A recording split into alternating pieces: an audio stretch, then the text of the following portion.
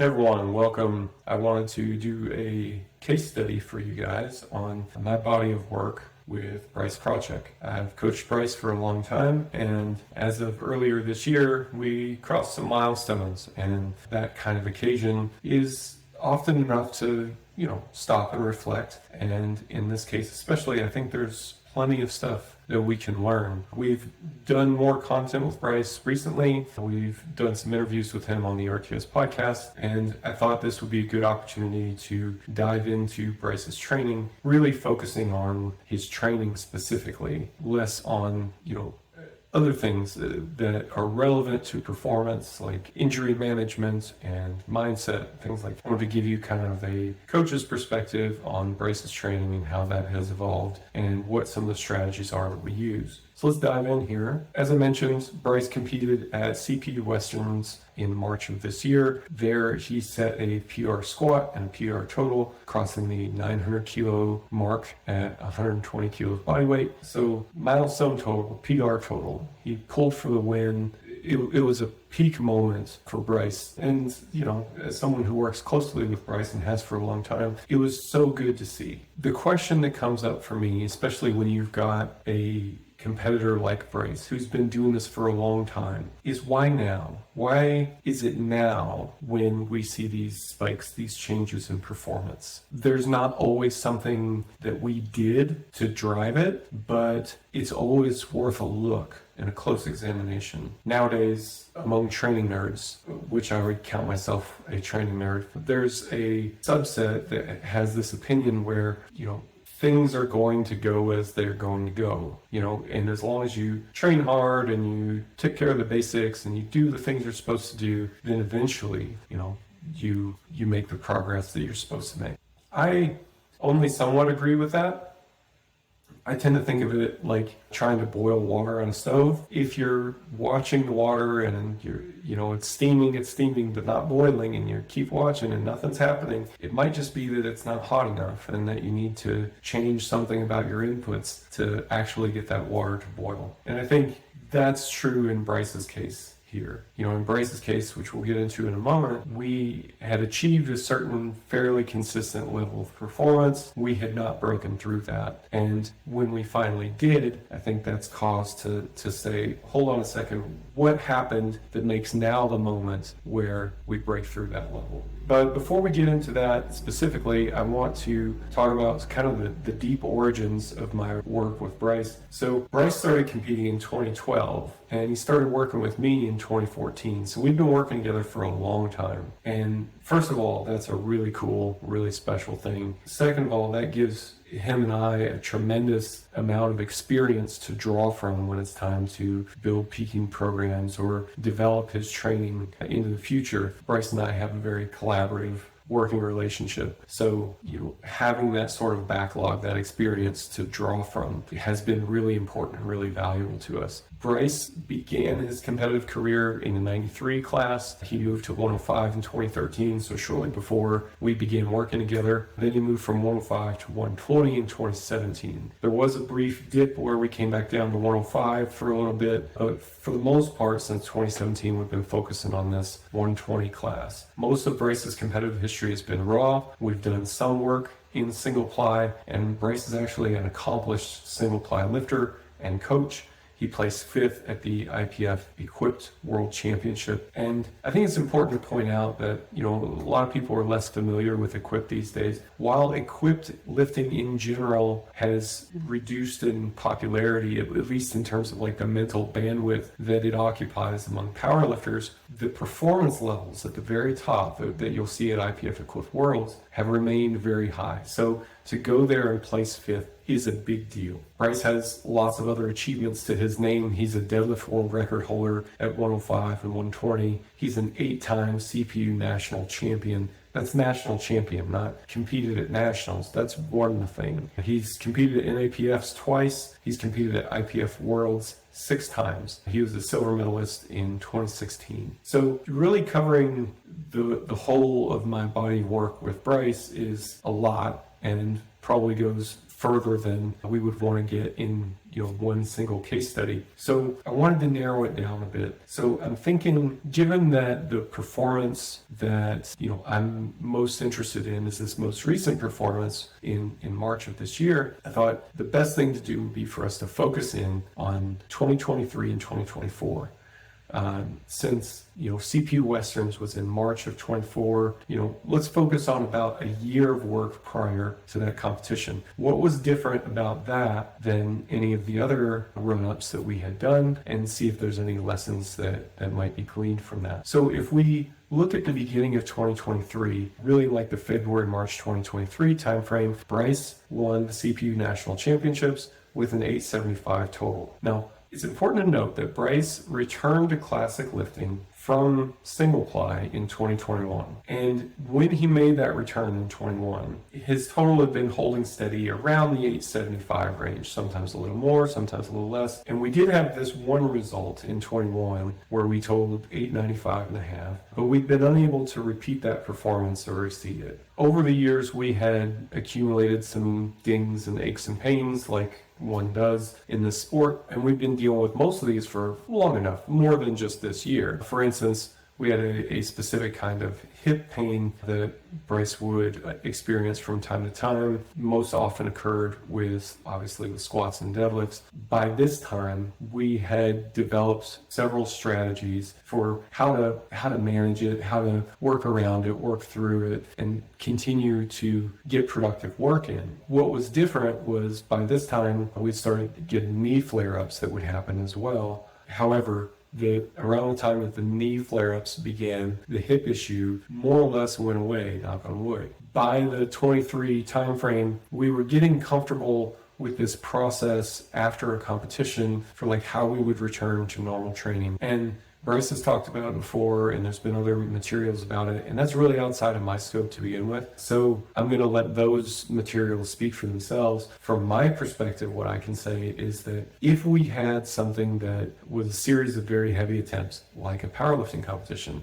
we would often see a knee pain flare up in the period of time after that, and it would require us to go through this desensitization process in order to get back to something resembling more regular training. So this was a process that we were familiar with and that we were going through at this point in time. Shoulders, lots of powerlifters have shoulders that get achy and kind of a pain to deal with from time to time. In Bryce's case, it's nothing major, it's nothing significant, it's more of a nuisance, and it's very manageable as long as we're attentive to how we're loading those structures. So as long as we're attentive to how we're loading it, then we're good. So you can bet that it's important to be attentive to how those structures get loaded. So then as we come into this time frame, one of the goals that Bryce has talked about quite a bit is wanting to make one more big run at Worlds before committing to, dropping some weight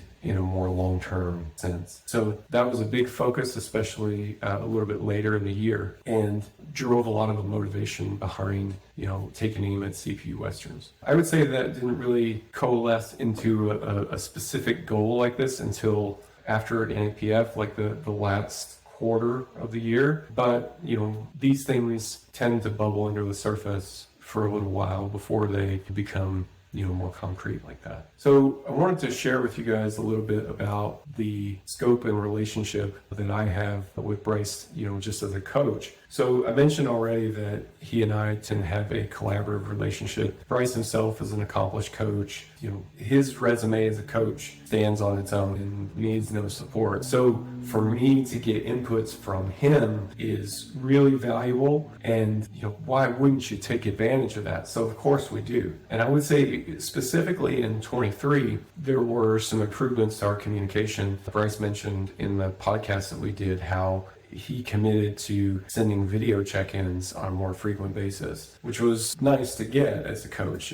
It's always easier to write good training, to provide good inputs as a coach if you're getting good feedback from the athlete. And, this is no different. Bryce understands exactly what kind of feedback is important and what's needed. So his commitment to doing that was specifically very helpful. There were also the injuries, aches and pains that I already mentioned. Those were, for the most part, outside of my scope. Bryce brought in his own team of professionals to help him work through that stuff. And that was a collaborative relationship too.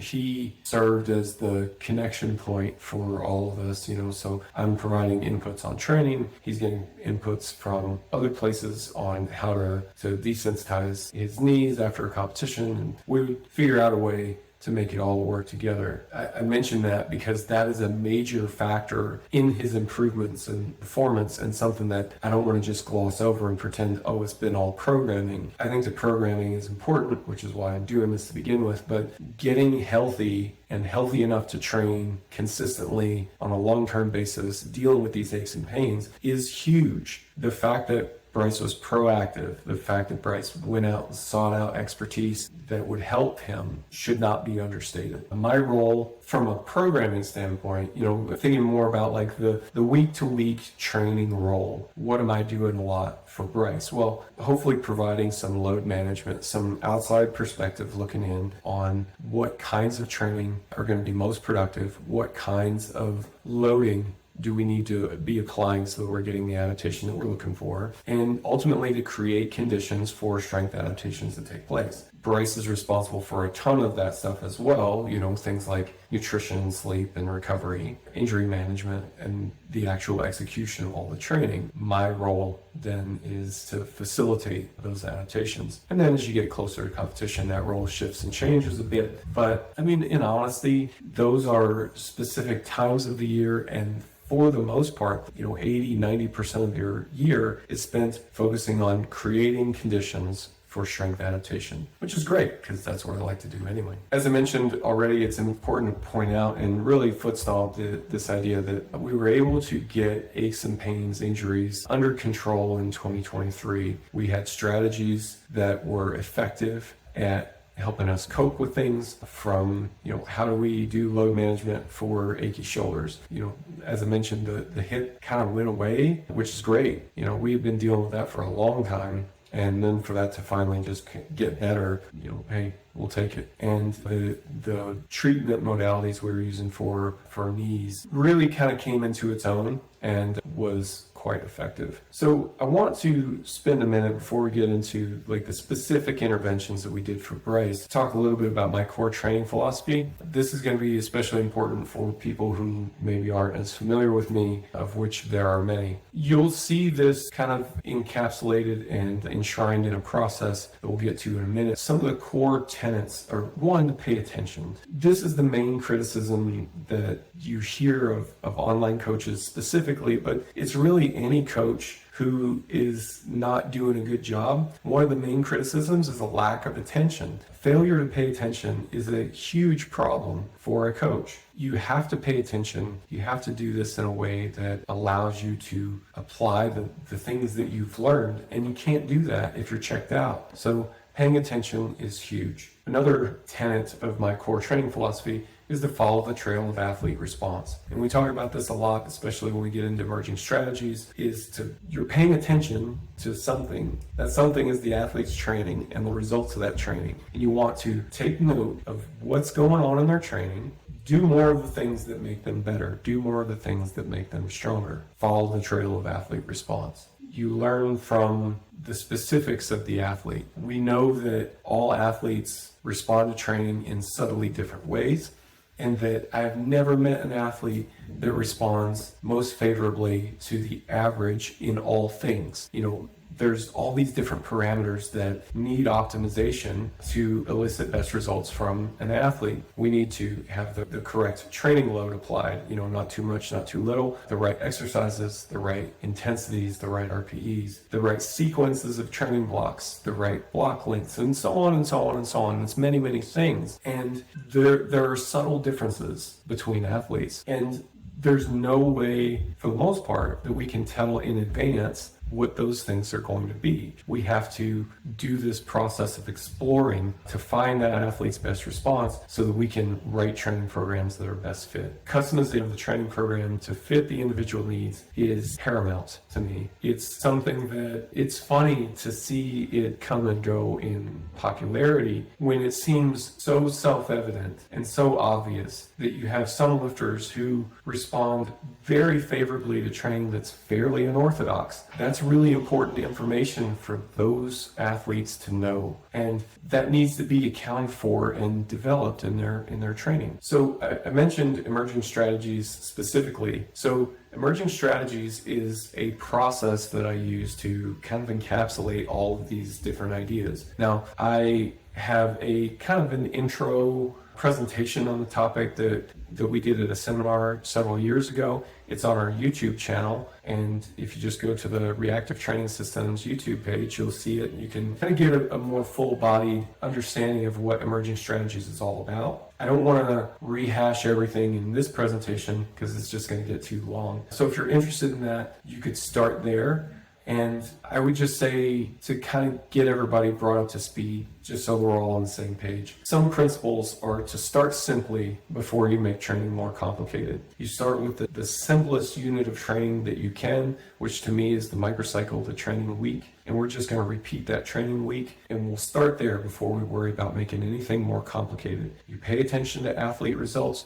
You do more of what makes them stronger. And over the long term, your long-term plan, your block sequence, your mesocycle, however you want to term it, your long-term plan emerges from the short term. We start off by really optimizing this training week. We figure out what exercises, set rep schemes, and all that you really respond best to in the short term. And then we grow out from that into, okay, if that's the best microcycle, what's the best training block? What's the best sequence of training blocks that we can run? How do we peak for competition, and so on? It kind of turns into this explore, exploit tension that I've heard this idea communicated in different ways from different coaches, but in some times of the year, you need to explore new training ideas, things that you expect will work for an athlete, but maybe you're not super sure. But then as you get closer to competition, you exploit that individualized knowledge that you've gained into making what I've termed like their greatest hits training blocks, so that you get the absolute best results that you can for that particular athlete as they go into competition. So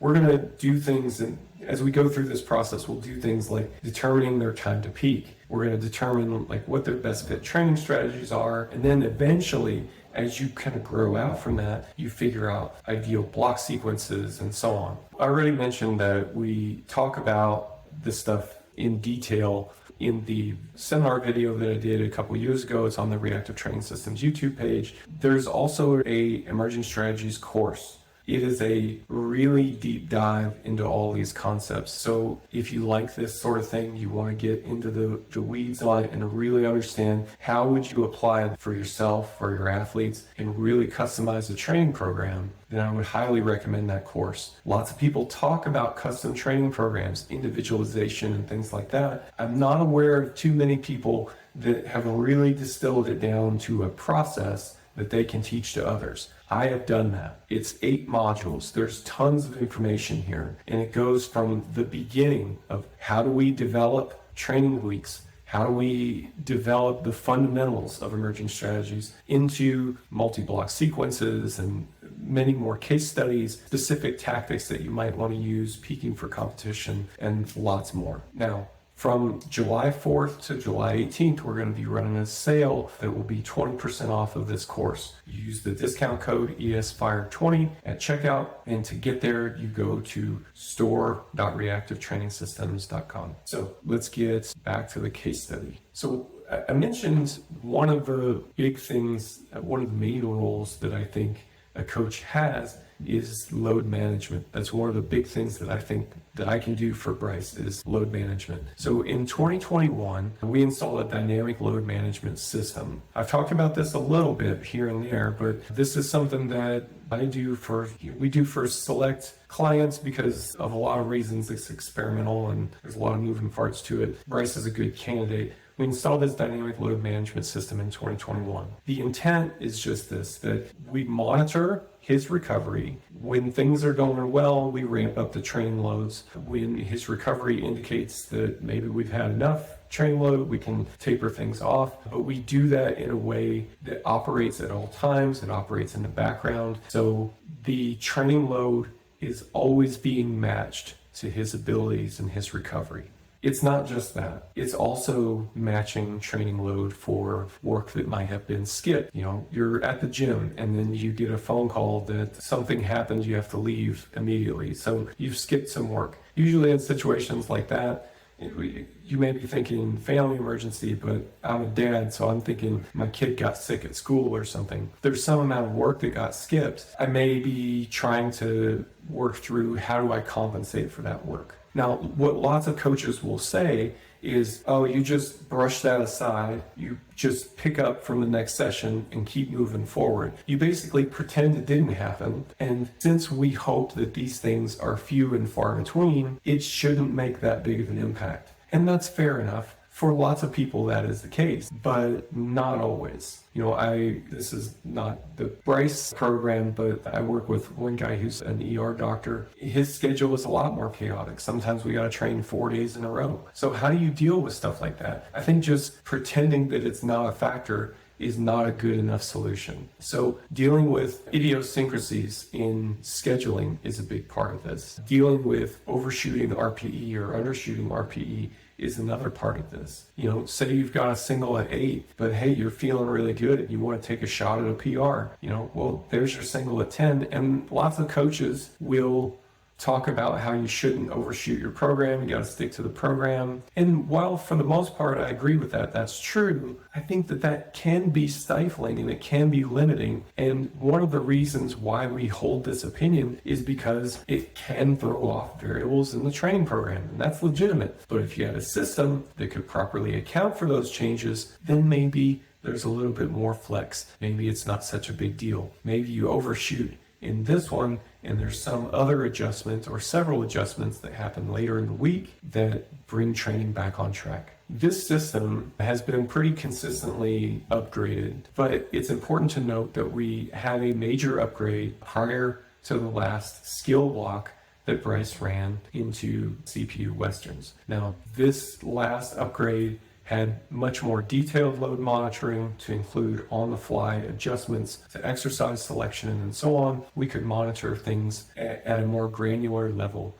We could tell with more specificity, hey, we need additional triceps work, hey, we need additional pec work, we need more quad work, or we need more erector work. And the program is then written in a way that gives Bryce some flexibility to make those decisions on the fly in the moment. So this will be a theme throughout this case study. I would not pin the results on any one single change, but this was a pretty significant change to me from a coach's standpoint, from a load management standpoint. This pretty significantly allowed us to be more targeted, more strategic with this dynamic load management system. The other good thing to point out with Bryce's final run-up into this competition is the block sequencing that we had done. We returned during this point to slightly longer training blocks.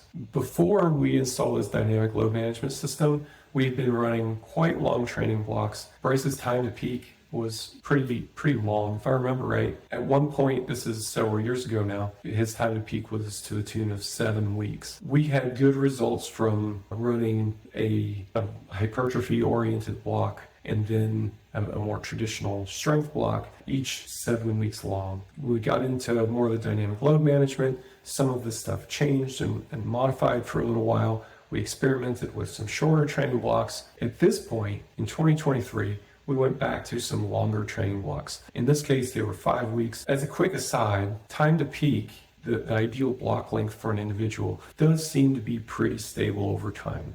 I mentioned Bryce's time to peak being 7 weeks. That's a little bit longer than average, but it's also pretty consistent. For him, it was 7 weeks. Now, over years, you may see changes in that, and we often do see changes in that, and the changes tend to be toward a shorter and shorter block length. Now, again, we got into the dynamic load management stuff in 2020, and we started experimenting with shorter block lengths. we probably took that too far. So this year in 2023, one of the initiatives was to go back to some slightly longer training blocks, and I think that was helpful. Also, oftentimes the block structure that I will start with by default goes in a certain sequence of structure, metabolism, skill. So that those terms can be a little bit misleading. And again, I don't want to veer off into a long discourse on background information covering skill, structure, metabolism. We've done that on the RTS Training Lab. If you're interested, that's very accessible. If you'd like to get more into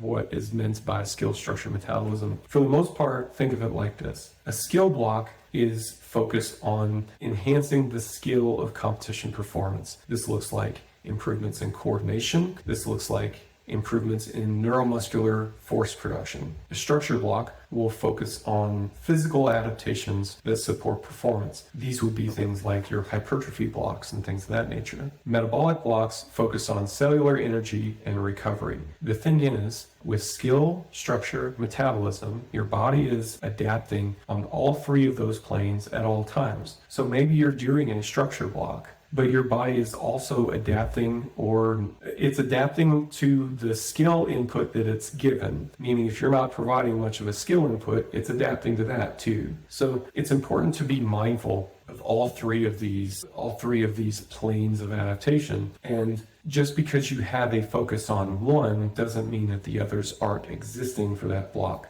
So again, the default structure that I'll use in many cases starts with structure. You start with your hypertrophy block, then you go into a metabolic block. Now, a metabolic block is going to be focused on cellular energy and recovery. So lots of times for a powerlifter, that looks like enhancements in work capacity. If you're focused on that from a metabolic standpoint, you can also train a little heavier from a structure standpoint, and you can also train a little bit more frequently from a skill standpoint. So the metabolic blocks become a good way to provide this intermediate strength stimulus, even though the main training effect that you're getting is one of improved efficiency or improved work capacity. And then of course, as you come into the pre-competitive period, you're looking at skill blocks where you're aimed at really refining that competition skill, really peaking as you go into the competition. Now, in Bryce's case, we changed a little bit of that sequence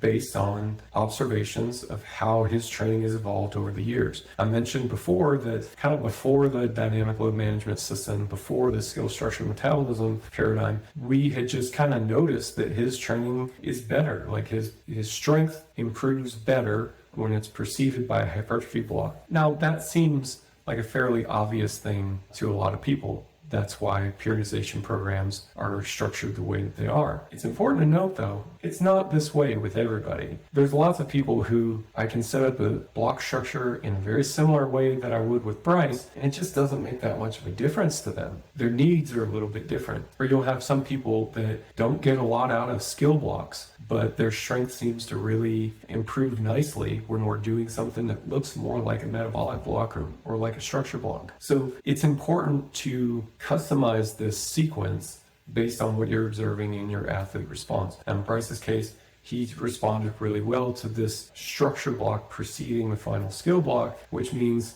we don't want to leave those metabolic adaptations completely out. So that needs to precede the structure block. So that's why his block is structured the way that it is.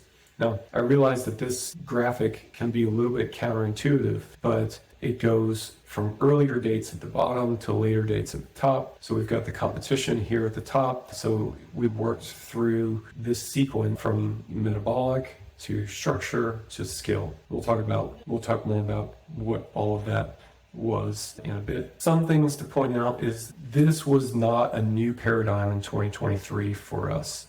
This type of sequencing has been something that we've been running for a while. What was new for Bryce in this sequence was that the average intensity was slightly lower than we've done in the past blocks. We kept peak intensity high, but we turned the average down a little bit. That allowed us to keep a little bit more volume and not lose those volume adaptations that we had gained in earlier blocks. So let's talk a little bit about some specific training strategies that we've used with Bryce. And at this point, a lot of you are thinking, just give us the program, dude. And that's not going to work here. I really wanted to. I wanted to show you guys something to be like, this was the strategy that we used. And especially with a dynamic load management system, it just doesn't kind of work like that. We have a series of training options that are available, and what we select is dependent on Bryce. That's dependent on his recovery, it's dependent on the training that came before it, and what we expect to come after it. So I can talk to you guys in a little bit of a generality, and it will be up to you to specifically implement that. When we get to the very end,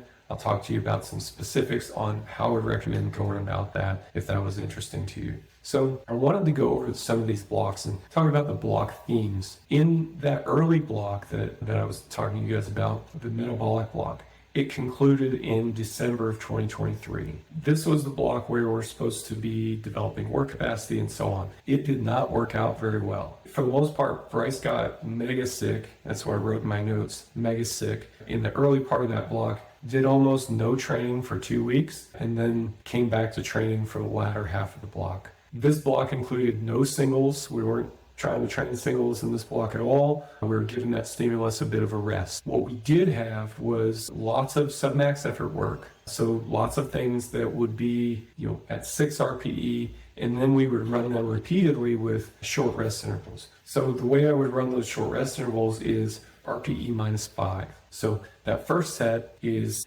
whatever it is, 5 reps, 3 reps, whatever, at 6. So RPE minus 5 is 1. So you would have a 1 minute rest break. So you do your set of 5 at 6 RPE, you rest for a minute, you do another set of 5 with the same weight. The RPE is going to go up. Now it's at 7. So again, RPE minus 5 means you get a 2 minute rest break. So as the set gets a little bit harder, you get a little bit more rest, and that allows us to control the interset fatigue. It causes the athlete to work hard, but not let the wheels come off. Because by the time you get to, 8 RPE or something like that, you're getting 3 minutes rest, which given the weights that we're talking about and the RPEs that we're talking about, 3 minutes rest is a good amount of rest. And if RPE minus 5 was something that an athlete couldn't handle, then we could certainly do RPE minus 4, but I would be leaning into these metabolic blocks a lot more. We also proceeded through this block with a high frequency, meaning that we were training each relevant muscle group frequently, multiple times per week. I believe we were benching 5 times per week at this point. We're training lower body in total 5 times per week as well. And now it's split over squats and deadlifts, obviously. The intensities were kept fairly low. Now, that sickness at the beginning meant that we spent most of this block kind of regaining some lost ground, establishing ourselves by the end. So when we get into the structure block concludes in February of 2024. We'll notice some changes. This historically Bryce's bread and butter. The block that helps to facilitate that last block, that greatest hits, that skill block that leads into the competition. There's lots of really important work that happens during the structure block to facilitate. So there's some changes that we see to the programming, one of which is this shift from a high frequency that we saw in the metabolic block to a low frequency that we get in the structure block. Now, the reason for that shift, think about this from the perspective of a dynamic load management system. Think about it like this. You've got a certain amount of work that you can recover from. This is the workload that is ideal for Bryce, and it's going to make some subtle variations based on his recovery, but for the most part, that ends up to be pretty stable as well. During a metabolic block, you want to provide a frequent stimulus. You want to give people training that is easy for them to recover from so that we can maybe eke that baseline workload a little bit higher. In a structure block, the goal is different. Now we're trying to disrupt their disrupt their homeostasis in a more significant way. Of course, you can take this to ridiculous extremes. I'm not talking about benching once a week or, deadlifting once every 14 days or something. When I say low frequency, I'm talking about we were benching 2 to 3 days a week. We were training lower body still probably 2 to 3 days a week. The exact frequency depends on recovery. It depends on the athlete's baselines, but the idea is similar, that during the structure block, you want to bring the frequency down so that you have fewer doses that are larger. Structure blocks do well with this kind of slightly less frequent, larger boluses of training. Whereas if you're in a metabolic block or a skill block, having more frequent, smaller doses of training makes a lot of sense and is more effective. There was a moderate increase in training intensity for this block as well. So from a hypertrophy standpoint, we weren't so much interested in the very low intensity HIIT adaptations, but we weren't ready yet for the very high intensity either. We're trying to save that for the skill block that's coming. So we're looking for something kind of in the middle. So you get this balanced stimulus that ends up being this blend of low, like somewhat low intensity, somewhat high intensity, and kind of melds in the middle. We did reintroduce singles during this block. We kept the RPEs low, like 7.5 RPEs on the singles, and there was still a heavy emphasis on SD movements. These are the developmental exercises, especially for the bench. This was important. These are developmental exercises like,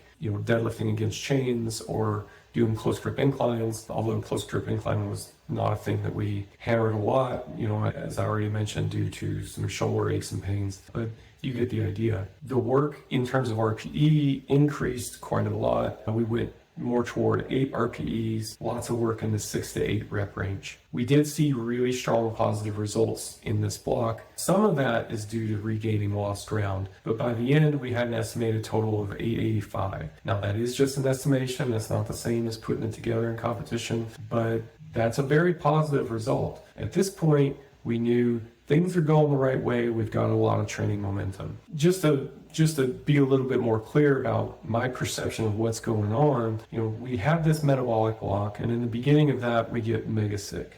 The second half of the metabolic block is just kind of reassembling the dust off of training. We gain some strength, but it's not a ton of strength, and strength is still a bit down when we start this structure block. When we start the structure block, we're making gains like crazy. Now, some of that is regaining lost ground, but again, by the end, it's not looking like lost ground anymore. It's looking like we're coming into really good form. Then the last block prior to Westerns is the skill block, and this one ends in March of 24. The skill block is also characterized by high frequency. Think about it from a skill development standpoint.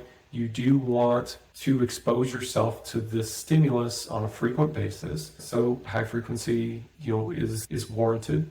There's a little bit of a further increase in intensity, not as much as we've seen in the past, because the observation that we've been making in this period of time is like, hey, when we push intensity too much, we're losing too much peripheral stress, and your body, your strength doesn't seem to like that very much. So we need to increase the peak intensity, but we need to make sure that the overall average intensity doesn't go up too much. These things don't matter so much if you're dealing with novice or intermediate lifters. There's a bigger target zone. But when you have someone who's experienced as Bryce, who's pushing the limits like Bryce is, threading the needle is that much more important. And it was definitely important in this case. I would say that this is up there with the improvements in the dynamic load management as one of the training interventions that I think can account for this peak in results for him. The intensity went up for the singles, not a lot, but we're talking about singles at 8 versus singles at 7, and there is an overall increase in RPE. As I mentioned prior, this is where we upgraded to the version 9 dynamic load management system, which again helps for making sure that we're getting the appropriate workload to all the relevant muscle groups and different mechanics and not overloading anyone to irritate injury areas or anything like that. This was a really important part of the training approach, and it was important to my own training as well. We are at this point in Bryce's block sequence implementing our greatest hits SDEs. I'm pulling his block reviews, I'm looking at the meta block review, and I'm noticing, hey, when we do pin presses, that's when we're seeing the best results for your bench. When we're deadlifting with chains, that's when we're seeing the best results for your deadlift, and so on and so on. So we're pulling all that stuff in to make this one block a greatest hits block. And we had a tremendously positive result. Each lift is at or near PR levels. We have an estimated total of 925 by the time we go into the competition. It's important to point out, again, these are estimations. I don't consider it to be noteworthy even that the finished total at the competition is 100, not 925. There's always a bit of slop with estimations. We know that going into it, and we plan for that accordingly. Once you get somebody with a significant training history, then you can take it a level further and figure out what the difference is between what they're showing in training versus what they show you in competition, and plan even more specifically if you want, or you can just be committed to adjusting on the fly. So we mentioned Bryce's performance at Westerns already. His squat finished at 322.5, which was a PR. Bench was down a little bit. We did miss 202.5. I chalk that up to be a peaking thing as much as anything else. I think there's some refinements we can make in that final week to 12 days prior to competing that will help us refine his bench in the future. Bench, my experience, is very, very sensitive to peaking strategies, more so than squat or deadlift. So getting that stuff dialed in correctly is important. Then deadlift was 377.5. Frankly, when I look at the video, I think there was some room to spare there as well. So yeah, that put us at the 900 kilo total and across that milestone. I want to talk about all the things that came together for this to happen, for Bryce to reach this level. I don't think it's just this inevitable matter of time thing that, you just keep training and working hard and eventually it happens. I think there are some specific things that we did differently in the months leading up to this competition that had a direct result on the performance. And there are things that we can learn from this performance that will better inform how we prepare for future competitions. A lot of things came together. It's not just a magic training program. Bryce's ability to train finally, it came into a peak form that allowed everything else to happen. So it's fundamental, it's bedrock. So his putting together of a professional team to help him manage his body aches and pains and all. The workload management system, the contents of the loading, athlete mindset and preparation and coaching and handling at the competition. And all these things came together to result in this performance. And those things will have to continue to come together to see an even higher performance in the future. It can't just lean on one thing. It doesn't just lean on one thing. And I'm definitely aware of that and aware of the role that I play in this team. There are regular refinements and improvements that we've made over the years and that we continue to make. I think the longer term block sequencing that we've been implementing is helpful. It's helpful in ways that take a little bit longer to manifest. They're not always visible right now at the end of this training block. You've got to zoom out and have a little bit bigger picture perspective, but fundamentally it's a similar process to the rest of emerging strategies. All right, if you'd like to learn more about this case study, if you'd like to learn more about Bryce and the kind of training that he's doing, anything like that, definitely check out Calorie Barbell. I would be surprised if any of you watching this, listening to this, didn't already know about Calorie Barbell. But if you didn't, you definitely need to check them out, especially it is fantastic. Also, as I mentioned earlier, there's the Emerging Strategies course. If you go to store.reactivetrainingsystems.com, anytime between July 4th and July 18th, you can get 20% off the Emerging Strategies course. Like I said, we go into huge levels of detail on explaining how to do all this. We give concrete examples. There's lots of case studies to look at. There's detailed programs for you to see and apply. We go through all the steps. Also worth noting, there is the training lab. Training lab is one of the underrated resources that I think exists in powerlifting, especially for OTS. You get a program library that contains lots and lots of programs, specific examples of programs that you can see and modify and ultimately deploy to yourself and your athletes. It comes with advanced reporting features and ways for you to extract better information from those training logs so that you can continue to refine your process and make better and better training programs over time. To get to any of those things, you're going to want to go to store.reactivetrainingsystems.com. And as always, thank you guys for watching. Thank you for listening. Thanks for supporting RTS, and we'll see you on the next video.